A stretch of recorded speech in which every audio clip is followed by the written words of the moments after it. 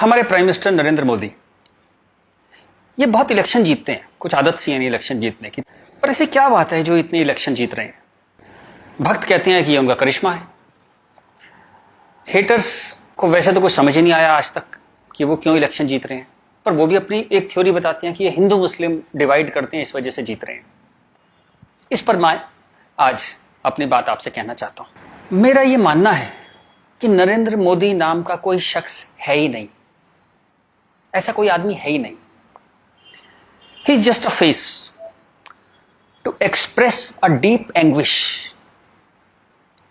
इस देश के अंदर, इस देश के सबकॉन्शियस में कुछ बहुत गहरे जख्म है, कुछ बहुत दर्द है, कुछ बिट्रेल है, कुछ धोखे हैं। उनको एक्सप्रेस करने का कभी मौका नहीं मिला था इस देश को। एक मौका मिला, उस मौके का नाम है नरेंद्र मोदी। सवाल यह है कि ये गंगा जमनी तहजीब, ये कौमी यकजहती, ये भाईचारा, ये गुलदस्ता, ये कितना सच है? हिंदू मुस्लिम में दरार है या नहीं? मिसट्रस्ट है या नहीं? ये सब कुछ ठीक है, ये सिर्फ बातें मोदी ने फैलाई हैं। क्या ऐसा है? आज हम इसको टेस्ट करेंगे, इस सवाल को आज हम टेस्ट करेंगे। क्या आपको मालूम है सन 1800 से इस देश में हिंदू मुस्लिम दंगे हो रहे हैं? 1926 में पूरे देश में दंगे हुए थे। क्या यूपी, लाहौर, मुंबई, तमिलनाडु, कोलकाता, सब जगह अलग अलग वक्तों में दंगे होते रहे हैं। तो ये जो एक गंगा जमनी तहजीब है, ये कहां है? अगर इतने दंगे होते रहे, 100 साल से दंगे हो रहे हैं, तो कहां है ये गंगा जमनी तहजीब? चलिए एक और तरह से देखते हैं। आजादी का आंदोलन चला, गांधी जी हमारे लीडर थे, हम सब उन्हें प्यार करते हैं, बहुत आदर करते हैं, कोई इसमें डाउट ही नहीं है। अंबेडकर से गांधी जी का एक बार टकराव हुआ, तो गांधी जी ने आमरण अनशन कर दिया अंबेडकर के घर के सामने। ये बात है 1932 की। आखिर में अंबेडकर को झुकना पड़ा, पूना पैक्ट हुआ, और अंबेडकर ने एक बात कही जो बहुत प्यारी है, जो मैं गैलीलियो की बात, टक्कर की बात मानता हूं, नेवरदलेस इट मूव्स, उस टक्कर की बात मैं मानता हूं। अंबेडकर ने कहा, बात तो मेरी सही है, लेकिन इस वक्त आपकी जान चली जाए ये ठीक नहीं है, क्योंकि अभी देश को आपकी जरूरत है आजादी के लिए, तो मैं अपनी मांग वापस लेता हूं। हालांकि बात तो मेरी सही है। कितनी प्यारी बात थी। उस आमरण अनशन से अंबेडकर को झुकना पड़ा। 1939 कांग्रेस का अधिवेशन तिरुचुरी, सुभाष चंद्र बोस जीत गए थे कांग्रेस अध्यक्ष के लिए, सीतारामैया हार गए थे। लेकिन गांधी जी ने कहा कि नहीं, बोस नहीं बनेंगे, वरना मैं छोड़ दूंगा कांग्रेस, ये वो, बहुत कुछ टेंट्रम थ्रो किया। तो सुभाष चंद्र बोस ने त्याग पत्र दिया। यहां भी गांधी जी की जिद आगे आई। अंग्रेजों के खिलाफ भी उन्होंने भूख हड़ताल करी, तो अंग्रेजों को झुकना पड़ा। तो लोगों के दिल में ये सवाल है, मेरे दिल में सवाल था, जब मैं 7th-8th स्टैंडर्ड में था, तो मैंने अपने टीचर से पूछा था, जब जिन्ना ने कहा कि इस देश का पार्टीशन होगा, बंटवारा होगा, तो गांधी जी ने उसके घर के सामने आमरण अनशन क्यों नहीं किया? इस सवाल का जवाब कौन देगा? मुझे आज तक इस सवाल का जवाब नहीं मिला। खैर, उसके बाद जिन्ना अड़ गए तो पार्टीशन हुआ। 47 में पार्टीशन में करीबन 15-20 लाख डेड बॉडीज, जो हिटलर नहीं कर पाया, 15-20 लाख डेड बॉडीज हमने देखी। कुछ करोड़, 1-1.5 करोड़ लोग यहां से उजड़ के वहां गए, वहां से उजड़ के यहां आए। पूरी ह्यूमन हिस्ट्री में इससे ज्यादा डेंजरस, इससे ज्यादा खतरनाक चीज कुछ नहीं हुई। शायद वो रवांडा टूटसी में जो प्रॉब्लम हुई, वही इसकी टक्कर की प्रॉब्लम होगी। सैकड़ों औरतों को नंगा करके सड़क पे चलाया जाता था, उसे पिंड यात्रा कहते थे। इतनी दर्दनाक चीज, बट ये हुआ क्यों? And who failed? किस वजह से इतना बड़ा पार्टीशन हुआ? सिर्फ एक वजह से कि मुस्लिम्स ने कहा हम आपके साथ नहीं रहेंगे। और आप बकवास आज भी करे जा रहे हो गंगा जमनी तहजीब की, कौमी यकजहती की। 20 लाख लाशें गिर गई, आप अभी भी सच का सामना नहीं करोगे? उसके बाद जो पार्टीशन से लोग आए, यहां बहुत सारे शहरों में रहे, और अगले 20, 25, 30 साल बड़ी गरीबी में रहे। ना उनके पास पैसे थे, ना कैंप बोल दिया जाता था, वहां कैंप में रहते थे। बहुत तकलीफों से उन्होंने 20-30 साल बिताए। अब तो वो लोग नहीं है, गुजर गए, लेकिन उनकी वो दर्द की, वो जो रोंगटे खड़े कर देने वाली उनकी कहानियां थी, वो कहानियां जिंदा है। वो लोग जिंदा नहीं है, पर वो कहानियां जिंदा है। और याद रखिएगा, कहानियां अपने हीरो से, अपने कैरेक्टर से ज्यादा उम्र रखती हैं। जीसस चले गए, कहानियां हैं। राम चले गए, कृष्ण चले गए, उनकी कहानियां चलती हैं हजारों सालों से। तो वो लोग चले गए, पर वो कहानियां इस देश के सबकॉन्शियस में चली गई हैं, कलेक्टिव सबकॉन्शियस में वो कहानियां हैं। इसलिए जो आप हेट्रेड देखते हैं हिंदू मुस्लिम की, वो बड़ी एब्स्ट्रैक्ट सी हेट्रेड है, उसकी कोई शेप नहीं है, आप मालूम भी नहीं पड़ता किस वजह से है, किस चीज के लिए, पर वो है। फिर आजादी हो गई, सरकार बन गई, कॉन्स्टिट्यूशन आ गया। उसके बाद फिर अजीब अजीब सी चीजें होने लगी इस देश में। शरिया की बातें होने लगी, 4 शादियां कर सकते हैं, हां कर सकते हैं। शाहबानो आती थी तो पूरा पार्लियामेंट उल्टा लटक जाता था सुप्रीम कोर्ट को दबाने के लिए। ये कुछ अजीब अजीब सी चीजें होने लगी इस देश में। तो कभी ये क्यों नहीं कहा गया कि हाँ, हम शरिया पूरी तरह लागू करेंगे, हिंदू चोर जेल में जाएगा, मुसलमान चोर के हाथ काट दिए जाएंगे, क्योंकि शरिया में ऐसा कहा गया है। ये कभी कहा ही नहीं गया किसी प्लेटफॉर्म पर, लोगों के दिल में था। अब इस सवाल को दबाया कैसे गया? कांग्रेस के हाथ में ताकत आई। अब उसे इस बात से बचना था कि पार्टीशन हमारी वजह से हुआ, हम लोग फेल हो गए। तो उन्होंने सारे टेक्स्ट बुक अपने हिसाब से लेके सारे यूनिवर्सिटीज के वाइस चांसलर्स और ये एनसीईआरटी, सीबीएसई सबके हेड्स उन्होंने अपने आदमी भर्ती करने शुरू किए। उन्हीं लोगों को पद्मश्री देना शुरू किया, उन्हीं लोगों को तमाम मनसब और तमाम तरह की, वही चीफ गेस्ट बनते थे जलसों में। सारी टेक्स्ट बुक वैसी छपने लगी, जहां बस यही बताया जाता था कि दे दिया हमें आजादी, बिना खड़क बिना ढाल। और वो जवाहरलाल नेहरू या फूल लगाते थे और उस बच्चे उन्हें चाचा नेहरू कहते थे। लाइसेंस राज था, सारा प्रेस उन्होंने कंट्रोल किया। और खुद वो बड़े मजे से रोजा इफ्तार की पार्टियों में जाते थे। वो पार्टियां जहां ये बताया जाता था कि कोई भी ट्रस्ट नहीं है इन दोनों कौमों के बीच में, बढ़िया दावतें खा रहे थे, रोजा इफ्तार कर रहे थे। कांग्रेस बिकेम अ मछली मार पार्टी। उन्होंने मुस्लिम वोटों की फिशिंग स्टार्ट कर दी, यहां से फिशिंग स्टार्ट हुई। और अगेन वही बात, कैरेट, एक बार जब बात समझ में आ गई तो फिर जितने नए नए लीडर आने लगे, लालू, मुलायम and so on, Mamata Banerjee, सब वही फिशिंग में लग गए। मैं एक बड़ा इंटरेस्टिंग एक अपना परसेप्शन देना चाहता हूं आपको। ब्रिटिशर्स जो 47 में इंडिया छोड़ के चले गए, मान लीजिए आजादी के बाद वो यहीं रह जाते, मान लीजिए जैसे साउथ अफ्रीका में हुआ।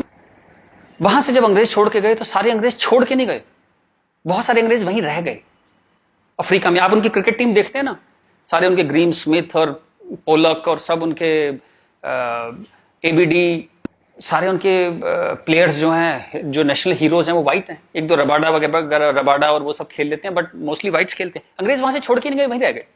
खैर, नेल्सन मंडेला ने उनको इतना खूबसूरती से हैंडल किया कि उस देश में भी वरना पार्टीशन होता और ऐसा ही खून बहता, पर वो इतने ही स्मार्टली उन्होंने हैंडल किया। वो एक अलग कहानी है, पढ़िएगा उसके बारे में। इस दुनिया की सबसे इंस्पायरिंग कहानियों में से है जो मंडेला ने किया। Great great guy. खैर, अगर यहां ऐसा होता कि ब्रिटिशर्स यहां रह जाते, तो मैं आपको एक मेरा ये एक आकलन है, तो 20-30 साल बाद एक पॉलिटिकल पार्टी पैदा होती जो उनके वोट की फिशिंग करती, और हमें ये समझाया जाता कि हिंदुस्तानी और ब्रिटिशर्स में कभी कोई झंझट था ही नहीं। They were friends, they were happy. हम मिलके होली, दिवाली, ईद मनाया करते थे। और ये जनरल डायर, ये तो आप झूठी बातें हैं, जलियांवाला बाग में गोली चला दी जनरल डायर ने, ये सब एग्जेजरेशन है, राइट विंगर्स ने पैदा किया है।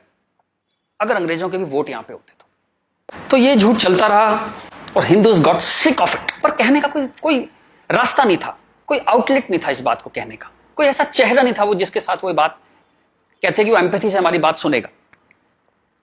अब यहां मैं थोड़ी सी डिटूर लेना चाहता हूं। कांग्रेस ने इस देश की बहुत सेवा की है। अगर इतनी मॉडर्न आउटलुक के नेहरू जी ना होते तो देश यहां तक ना पहुंचता।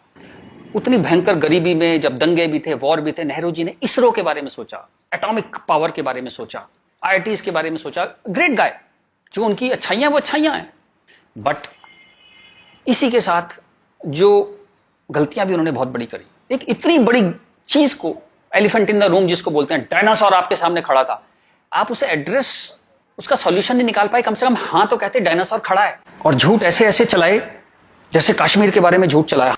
370 का तो कुछ हो नहीं सकता भाई। महाराजा हरि सिंह ने यही शर्त पे विलय किया था कश्मीर का, क्योंकि 370 उन्होंने तब किया, तो कुछ हो ही नहीं सकता इसका। अब पता लगा ये झूठ है, महाराजा हरि सिंह ने ऐसा कुछ साइन ही नहीं किया था।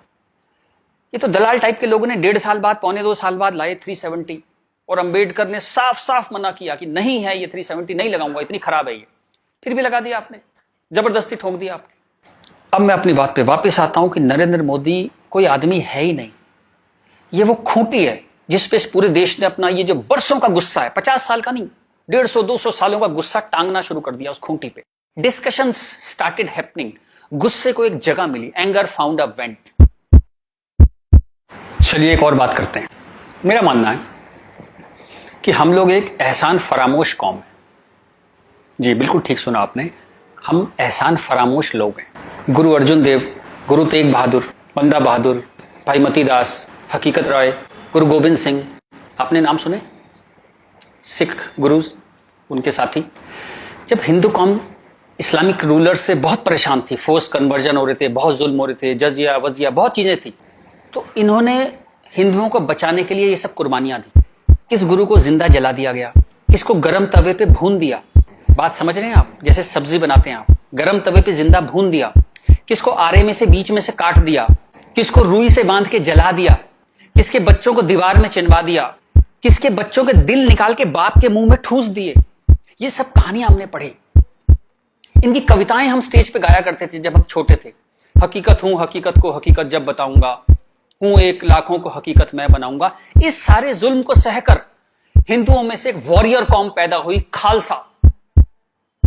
पर आजादी के बाद टेक्स्ट बुक, कांग्रेसियां टेक्स्ट बुक थी सारी, इरफान हबीब, रोमिला थापर, इन सब ने हमें हिस्ट्री पढ़ानी शुरू करी और ये कहा गया कि भाई हम बड़े सेकुलर हैं, सेकुलर रहो और प्रोग्रेसिव बातें करो। अगर आपने ये सब बातें करी तो बड़े आप कम्युनल कहलाओगे। तो हम बड़े कंफ्यूज से हो गए कि क्या करें। तो कुछ समझ नहीं आया तो हमने सिखों पे जोक बनाने शुरू कर दिए। कल्पना कीजिए, हिंदुओं में से उठी हुई एक कौम जिसने इतने बलिदान दिए, आज हम उसके ऊपर चुटकुले बनाते हैं। बजाय उस कौम को सिर पे बिठाने के हम उस पर चुटकुले बनाने लगे। चलिए, ये वक्त भी देखा इस देश ने। यहां से प्रॉब्लम शुरू हुई।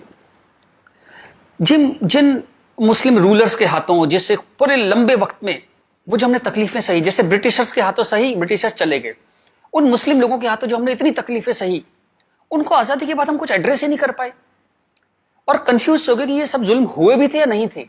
ये गुरुओं ने जो इतनी बलिदान दिए थे, जो इतने सैकड़ों सालों से ये जो गुरुद्वारे बने हुए हैं, ये सच्चे हैं कि नहीं है, या ये मोदी ने बना दिए जाके चुप चुप के 200-300 साल पहले मोदी ने बना दिए।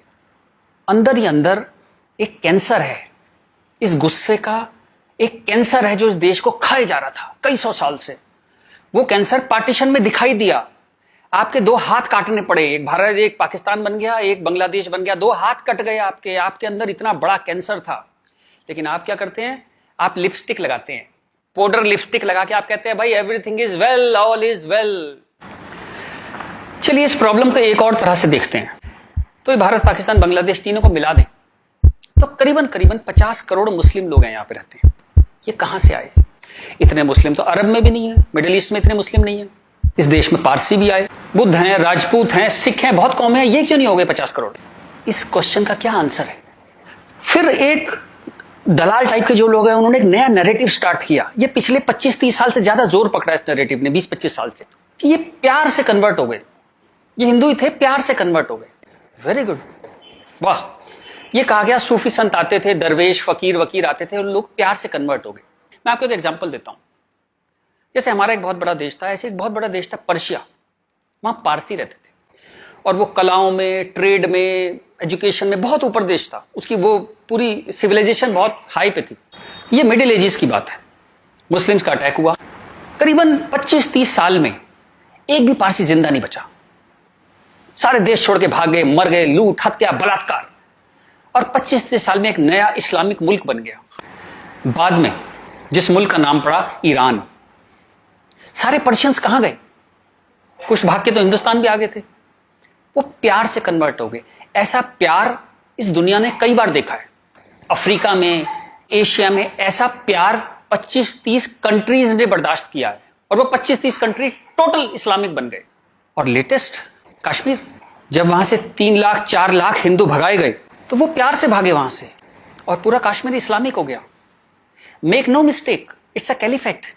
जो बगदादी करता है खलीफा जो अपना साम्राज्य बनाता है जहां सिर्फ मुस्लिम होते हैं और अगर गैर मुस्लिम है तो उन्हें डिम्मी बन के रहना पड़ेगा, खत्म होकर रहना पड़ेगा। वो कैलिफेट है इस्लाम की। इस वक्त कश्मीर में, हिंदुस्तान में कैलिफेट है। 1921 में मालाबार में दंगा हुआ था, वहां भी कैलिफेट बनाने की कोशिश की गई थी। कुछ 50,000 या 1 लाख हिंदुओं को बाहर निकाल दिया था वहां से, फोर्स्ड कन्वर्जन किया था। तो तब नहीं बना पाए, लेकिन आज कश्मीर में कैलिफेट है। ध्यान रखिएगा, ये आपकी गुलदस्ता और कश्मीरियत, जमहूरियत, इंसानियत सबके बीच में एक कैलिफेट बन गई। लेकिन आप कहते हैं कुछ हुआ ही नहीं है। और जब ये 3-4 लाख हिंदू वहां से भगाए गए 1 महीने के अंदर, तब कॉन्स्टिट्यूशन सो रहा था, इंटेलेक्चुअल सेमिनार कर रहे थे, गंगा जमनी तहजीब पे सेमिनार कर रहे थे और इस तरह की तमाम रोजा इफ्तार की दावतें चल रही थी। Happy, everybody was happy. और जो पूरी तरह इस्लामिक नहीं बना, उसके टुकड़े हुए, जैसे हिंदुस्तान के टुकड़े हुए, सूडान के टुकड़े हुए और आपकी और हमारी जिंदगी में, हमारे लाइफ टाइम में स्वीडन का टुकड़े होंगे। आज से 15-20 साल के अंदर स्वीडन टूट जाएगा। ये एक प्रोसेस है जो पूरी दुनिया में चल रहा है। आप या तो बहुत भोले हैं, देखते ही नहीं, या आप इतने मूर्ख हैं कि दुनिया में क्या हो रहा है आपने कभी देखा ही नहीं, या आप झूठे हैं, या आप दलाल हैं। अगर आप इस पूरे प्रोसेस को मना करते हैं कि नहीं नहीं ऐसा कुछ नहीं था, यहां तो बड़ी गंगा जमनी तहजीब थी, आप इन सब में से एक हैं, या हो सकता है सब कुछ हो। चलिए मैं आपके साथ एक एक्सरसाइज करता हूं। आपके एक दादा होंगे, एक दादा परिवार है, दादा, चाचा, ताऊ, बुआ, फूफा, उधर के उनके बच्चे, सब एक पूरी फैमिली ट्री वो है। एक नाना की तरफ से है, तो एक आदमी करीबन ऐसे 10-15 परिवार उसके आसपास होते हैं। इसके बाद आप कॉलेज, आपका कॉलेज, स्कूल कॉलेज, जहां 50-100 स्टूडेंट हैं, जिसमें कुछ दोस्त हैं जो आपके साथ ट्रेवल करते हैं जिंदगी भर। फिर आपका मोहल्ला, आपकी कॉलोनी, वहां भी आप 10-20 परिवारों को जानते हैं। यूं कहें एक आदमी मोटा मोटा 700-800 1000 लोगों की खबर उसको होती है, डायरेक्ट खबर, चाहे मिले ना कि कोई बहुत दूर रहता है, लेकिन हाँ पता लगता है उसकी शादी हो गई, उसके बच्चा हो गया, डेथ हो गई, कुछ बहुत अच्छा हो गया, बहुत बुरा हो गया, खबर आ जाती है कहीं ना कहीं से। अब मैं आपसे एक्सरसाइज करता हूं, पिछले 20-30-50 साल में ये इन 1000 लोगों में से कितने लोग मुस्लिम बने, कितने लोग कन्वर्ट हुए? आंसर मिलेगा 0। क्या हुआ? सारे सूफी, दरवेश, फकीर रिटायर हो गए, आईपीएल देखने चले गए, इस्लाम की कशिश खत्म हो गई। दोस्त, जब तक गर्दन पे तलवार ना हो ना, कोई कन्वर्जन नहीं होता, या बहुत सारे पैसे ना हो, कोई कन्वर्जन नहीं होता। उसके बाद पार्लियामेंट पे अटैक हुआ, इस देश की पार्लियामेंट पे अटैक हुआ, और उसमें शामिल अफजल गुरु, उसके सम्मान में, उसके समर्थन में लोग खड़े हैं, हजारों लोग मुसलमान खड़े हैं, और हमने तब भी कुछ नहीं कहा। इस देश में हाहाकार नहीं हुआ। मुंबई में कुछ साल पहले आजाद मैदान में एक रैली हुई, किस लिए हुई? रोहिंग्याओं के समर्थन में। आपका क्या लेने देना रोहिंग्याओं के समर्थन में? और रैली के आखिर में क्या हुआ? जो शहीदों के लिए स्मारक बना है, फौजियों के लिए, शहीदों के लिए जो स्मारक बना है, उसको जूते मार मार के तोड़ दिया। इतनी नफरत आपके मन में इस देश के लिए, और कोई कुछ कहता ही नहीं, कोई कुछ कह ही नहीं पा रहा था। ये चल रहा था इस देश में। तो ये जो एक हेट है, ये इन दोनों कौमों में रही, और वो एक हेट, वो एक नफरत जो थी, वो कभी, it never became a past history, distant history, कभी नहीं हुआ। वो रोज रहा। कभी वो अफजल गुरु के रूप में आ गई, कभी वो क्रिकेट मैच के रूप में आ गई, कभी कश्मीर, कभी आजाद मैदान, वो हमेशा कभी ना कभी उसके न्यू एडिशंस आते रहते थे। एक और एक्सरसाइज करते हैं। आप मोटरसाइकिल चलाते हैं, कार चलाते हैं, साइकिल, स्कूटर कुछ चलाते होंगे। जब भी आप सड़क में जाते हैं तो थोड़ा संभल के चलते हैं, लेकिन आपके शहर के जो मुस्लिम एरिया है, जब उसमें आप जाते हैं तो कुछ एक्स्ट्रा संभल के चलते हैं कि नहीं? एक्स्ट्रा संभल के, कि अगर यहां लग गई तो एक्स्ट्रा पिटाई होगी। वो जो फियर है आपके अंदर, वो जो डर है, वो कमाल की चीज है, जिसको देश कहता है नहीं, एक सिस्टम कहता है नहीं, लेकिन आपके अंदर है, करोड़ों लोगों के अंदर है, 100 करोड़ लोगों के अंदर है वो डर। और एक आखिरी एक्सरसाइज, जब भी आपको कोई ज्ञान बांटता हुआ आदमी मिले, सेकुलर मिले, इंटेलेक्चुअल मिले, गंगा जमनी तहजीब वाला आदमी मिले, सब बराबर हैं, सब धर्म है, तो उसको कहिएगा चलिए एक पेज पे लिखते हैं, गीता, बाइबल, कुरान सब एक जैसे हैं, जीसस, राम, कृष्ण, पैगंबर मोहम्मद सब एक जैसे हैं, ना कोई छोटा ना कोई बड़ा, सब प्यारे इंसान है, सब बढ़िया हैं, सब बराबर हैं। एक पेज पे लिख के उसे बोली जरा 2-4 मुस्लिम से साइन करा के ला। ऐसी ची की आवाज आएगी उस इंटेलेक्चुअल की, आपके पास जिंदगी में दोबारा नहीं आएगा। वो एक मुसलमान के साइन नहीं करा सकता इस बात पे। ये सारा ड्रामा हमारे लिए है। ये तो जहां से मैंने बात शुरू करी थी कि ये जो गुस्सा है, ये कई 100 साल का गुस्सा है, जिसको वेंट नहीं मिला, कभी निकलने की जगह नहीं मिली। और ये जो बार बार दंगे होते हैं ना, ये उसकी EMI है। And coming back to the point, Modi कोई आदमी है ही नहीं। मोदी वो मौका है, और वो गारंटी है कि इस बार जब शाहबानो पार्लियामेंट में आएगी कि हलाला हो गया, कि 4 विवाह हो गया, कुछ हो गया, इस बार पार्लियामेंट ब्लैकमेल नहीं होगी। वो एक शख्स नहीं है, वो एक इमोशनल बाम है, एक इमोशनल मलहम है, जिसकी इस देश को कई 100 साल से जरूरत थी। और अगर आप सोचते हैं कि एक आदमी क्या कर सकता है, तो दोस्त, कैसे आकाश में सुराख नहीं हो सकता, एक पत्थर तो तबीयत से उछालो यारो।